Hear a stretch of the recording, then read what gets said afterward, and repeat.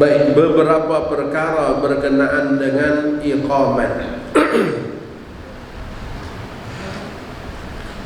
Disunatkan melewatkan iqamat selepas azan sekadar membolehkan para jemaah melakukan solat sunat qabliyah. Ya, dalam hadis Nabi kita katakan bainal adzanaini rak'atain, di antara dua azan yaitu azan dan qamat adanya 2 rakaat tuntutan solat. Berapa kadar masa untuk diberikan untuk kita menunggu sebelum dengan kita qamat? Hari ini Masya Allah kebanyakan kita melihat kepada jam digital. Tengok pada jam. Iqamat ada lagi berapa minit, Masya Allah.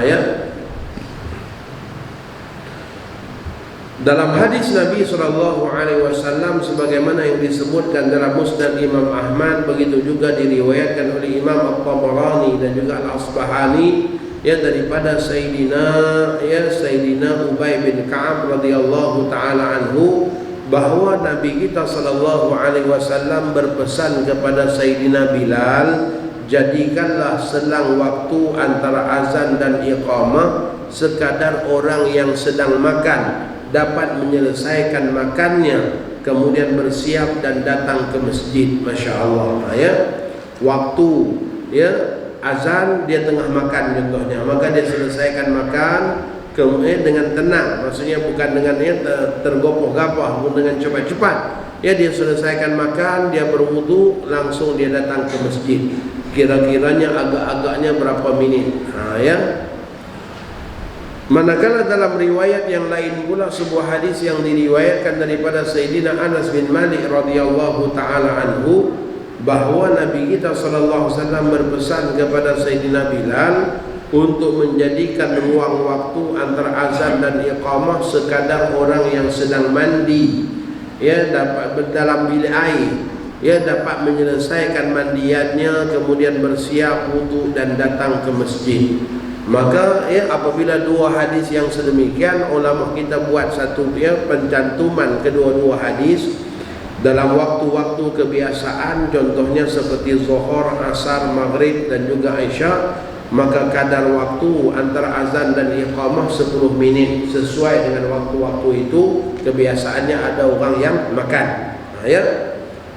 Manakala dengan waktu subuh dilewatkan sehingga 15 menit selepas azan, sesuai dengan hadis orang yang sedang mandi.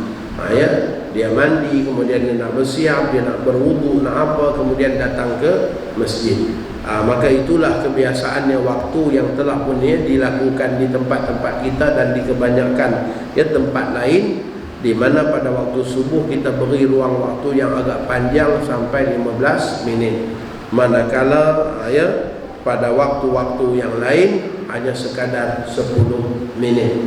Perlu diingatkan, iqamat adalah hak imam. Iqamat adalah hak imam. Qamat bukan hak Bilal. Bilal main nak qamat aja, bukan hak Bilal. Qamat juga bukan hak jemaah. Qamat lebih-lebih lagi bukan hak jam digital. Ini bila jam bunyinya tet tet tet tet tet tet, waktu qamat maka jemaah dah pakat bangun, belakang dah semua. Masya Allah. Sebenarnya qamat adalah hak imam. Dengan erti kata hendaklah dapatkan dulu kebenaran imam sebelum melaungkan qamat. Bilal kena tanya dulu, imam dah boleh qamat? Imam setuju baru boleh qamat, sebab qamat hak imam, tuan-tuan. Qamat bukan hak jemaah. Ini ada jemaah dia dah, bila jam digital bunyi je dia dah bangun berdiri, dia duk paksa Bilal. Mana Bilal ni? Qamat lah, tunggu apa lagi? Sedangkan tu imam tak tahu kat mana lagi. Makruh kita qamat kemudian baru cari imam.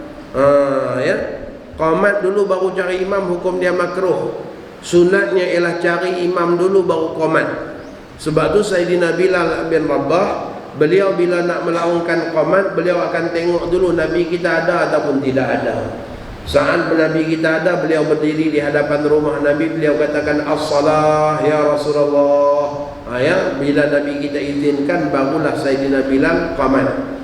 Saat dengan Nabi kita tak ada, maka Bilal akan cari Sayyidina Abu Bakar As-Siddiq bertanya, apakah dah boleh qamat? Pernah Nabi kita keluar menyelesaikan masalah yang dihadapi oleh satu kafilah Bani Salim bin Ammar. Maka saat itu Nabi kita tidak ada pada waktu zuhur. Maka Bilal tanya kepada Abu Bakar, boleh tak gantikan imam? Gantikan Nabi SAW. Bila Abu Bakar setuju, barulah Bilal melaungkan qamat. Tak boleh jadi macam setengah-setengah tempat kita tuan-tuan, terutamanya di surau-surau. Di surau-surau. Dia tengok aja masuk waktu qamat, dia langsung qamat. Lepas tu baru sibuk cari, boleh jadi imam tak? Boleh jadi imam tak? Boleh jadi imam tak? Sibuk cari macam tu. Hukumnya makruh berbuat demikian. Cari imam dulu.